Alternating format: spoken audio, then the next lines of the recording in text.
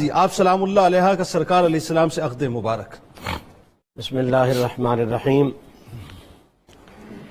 سیدہ عائشہ صدیقہ طیبہ طاہرہ رضی اللہ تعالی عنہا و سلام اللہ علیہا کے عقد مبارک کے حوالے سے بات کرنے سے پہلے میں یہ بنیادی بات اپنے ناظرین کے حوالے کرنا نہایت ضروری سمجھتا ہوں کہ یہ عقد جو ہے یہ صرف ایک مرد کا ایک عورت کے ساتھ عقد نہیں ہے۔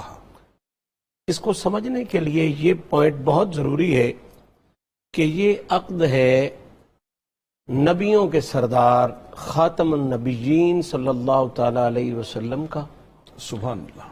اور اس عقد میں جو خوبصورتیاں ہوں گی وہ یقیناً اس سوچ کو سمجھنے کے بعد سمجھ میں آئیں گی کہ اللہ تعالیٰ نے نبی پاک صلی اللہ تعالی علیہ وآلہ وصحبہ وسلم کی ذات والا صفات کو اس معیار پر رکھا ہے کہ کہا لَقَدْ كَانَ لَكُمْ فِي رَسُولِ اللَّهِ أُسْوَةٌ حَسَنَةٌ۔ اللہ اکبر۔ یعنی نبی اطہر صلی اللہ تعالی علیہ وسلم کی زبان صرف تمہارے لیے اسوہ حسنہ نہیں، بے شک حضور کا کچھ کہہ دینا تمہارے لیے ضروری صرف نہیں، بلکہ فی رسول اللہ، اللہ حضور کا ہر عمل، حضور کا ہر فیصلہ، حضور کی زندگی کا ہر لمحہ انسانیت کے لیے اسوہ کاملہ ہے۔ سبحان اللہ۔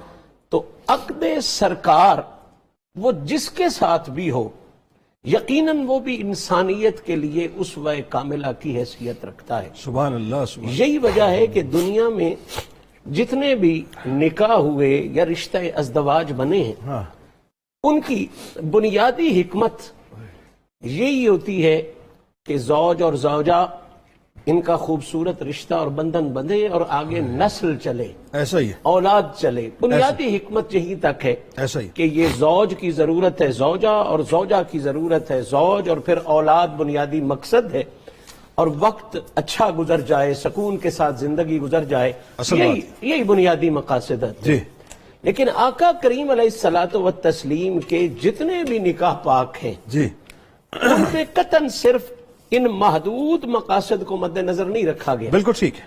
وہ چونکہ فی رسول اللہ والی بات تھی اس لیے ہر نکاح پاک میں ایک دین کے بنیادی پیغام کو مد نظر رکھا گیا، واہ واہ واہ، ایک دائی کی اعلیٰ صفات کو مد نظر رکھا سبحان اللہ سبحان گیا، امت کے لیے ایک نمونے کو مد نظر رکھا گیا۔ سبحان اللہ۔ یہ عقد کوئی معمولی چیز تو نہیں ہے نا۔ اس عقد کے ساتھ ایک عام سی عورت جو معاشرے میں ویسے عام حیثیت رکھتی ہے اس نے فوراً اس مقام پر پہنچ جانا ہے کہ احللنا لک زوجک، اللہ کے انتخاب والا لیول اسے حاصل ہو جانا ہے۔ لستن کاحد من النساء، کائنات میں بے مثلیت والا لیول اسے حاصل ہو جانا ہے۔ ازواجہ امہاتہم، مومنوں کی ماں والا لیول اسے حاصل ہو جانا ہے۔ تو اتنی بڑی منزل جو ہے وہ چھوٹے مقاصد کے ساتھ نہیں ہوتی، اللہ جتنی بڑی منزل ہوتی ہے اس کے مقاصد بھی اتنے ہی بڑے ہوتے ہیں۔ آقا کریم علیہ الصلوۃ والتسلیم کے سارے نکاح جتنے بھی حضور نے فرمائے بہت بڑے بڑے مقاصد دین کے حوالے سے ان میں پوشیدہ تھے۔ سیدہ عائشہ صدیقہ طیبہ طاہرہ رضی اللہ تعالی عنہا و سلام اللہ علیہا کے ساتھ بھی جو حضور کا عقد مبارک ہوا اس میں کوئی ایک دو بنیادی بڑے مقاصد نہیں، بلکہ میں یہ کہوں تو مبالغہ نہیں ہے کہ گنتی نہیں ہو سکتی۔ اللہ اکبر۔ اتنے خوبصورت راز اور اتنے خوبصورت مقاصد اس عقد میں چھپے ہوئے تھے، اور اتنی بڑی رہنمائی عرب معاشرے کے لیے اور انسانی معاشرے کے لیے اس میں چھپی ہوئی تھی جو سرکار دو عالم صلی اللہ علیہ وسلم نے اس عقد کے سبحان اللہ ساتھ اس کائنات کی سبحان فرمائی۔ سب سے پہلی حکمت اور سب سے بڑا بنیادی مقصد میں اس حوالے سے عرض کروں گا کہ عرب معاشرے میں جس طرح یہ مشہور تھا کہ منہ بولے بیٹے کی بیوی کے ساتھ نکاح نہیں ہو سکتا، اور نبی پاک صلی اللہ علیہ وسلم نے اس بات کو بھی ختم کیا اپنے نکاح کے ساتھ۔ کبھی وقت چلا ان کے نام پر یہ ذکر پاک آیا تو اس کی تفصیل عرض کریں گے۔